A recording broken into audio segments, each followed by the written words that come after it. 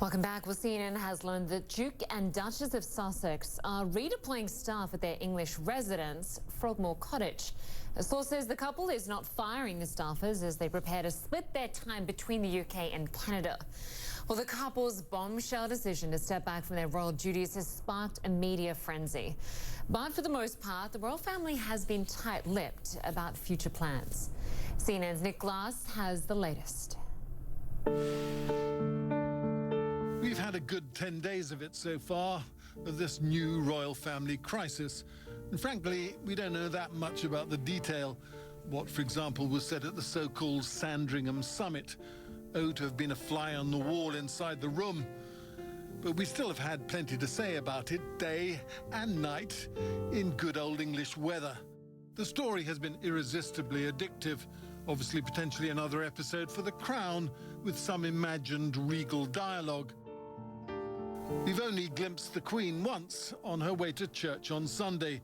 Her very personal and supportive statement about Harry and Meghan was issued after Monday's summit. It was a landmark statement. The Queen really doesn't speak about family matters like that very often. Reading between the lines, as we always do, it was what came through was her sadness, but also her pragmatism. She wants to get this done, and she wants to get it done quickly. Queen's furious. Harry and Meghan say, "We quit." Meghan flees to Canada.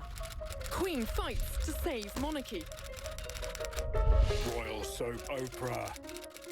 The media, having shifted camp in sunshine to outside Buckingham Palace, would love to know more. But Prince Harry is only currently talking about sport.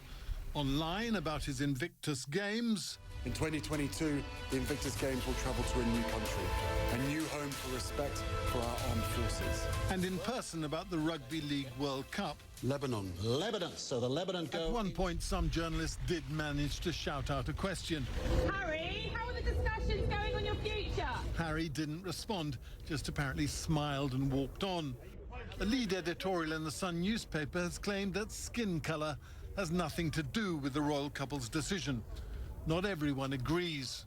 Many people of colour have said to me, it's unbelievable that the racism involved in this story is being ignored and denied. If you look back at the coverage the couple have received, most of it since the royal wedding has been very favourable.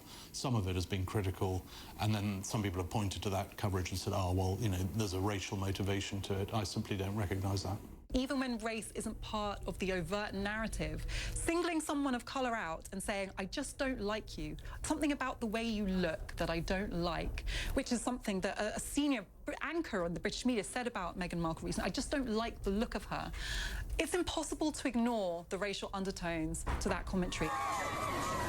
As for the Duke and Duchess of Cambridge, they've been back on duty and out and about in the northern town of Bradford.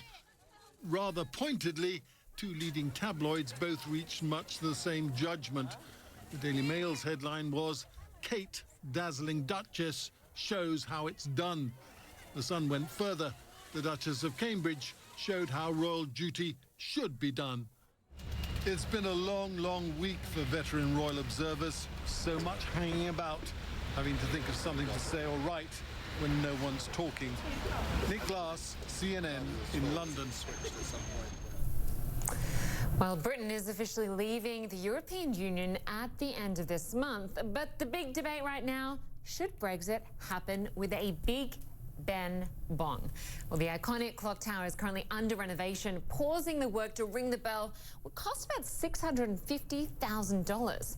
CNN's Anna Stewart has more on who is and who isn't willing to foot the bill.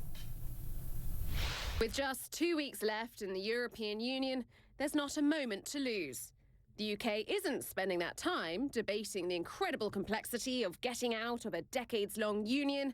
Instead, the country is obsessed over whether Big Ben should bong on January 31st. As you can see, it's under renovation and silent. The government says it won't pay for it to ring, so Big Ben buff Boris Johnson, the Prime Minister, came up with his own idea. The bongs cost £500,000 because they're very costly bongs. But we're working up a plan so that people can bung a bob for a big bed bong because there are some people who want to bung. I haven't quite worked it out. But I love the fact you're developing policy live on television. His plan for crowdfunding raised over £200,000, and Brexit supporters are clamouring for a vote in the House of Commons. Yet the House of Commons Commission said accepting public funds would be unprecedented. And the Prime Minister's spokesman said Johnson's office was now focusing on other events to mark January 31st. Brexit supporters have approval for a party here in Parliament Square. So, while it's unclear whether Big Ben will bong, there'll certainly be a dance and a sing-song. I'm Anna Stewart, outside Parliament in London. The big questions there will still to come tonight. Want to know who is going to win the Oscars? Well, once upon a time in Hollywood. Will it be there? When we come back, we're going to have a preview of the awards show that could give you a hint about Hollywood's biggest prizes. And if you think you've worked long and hard, you haven't seen anything yet. This veteran is finally calling it a day from his government job. Guess how old he is? We're going to tell you when we come back.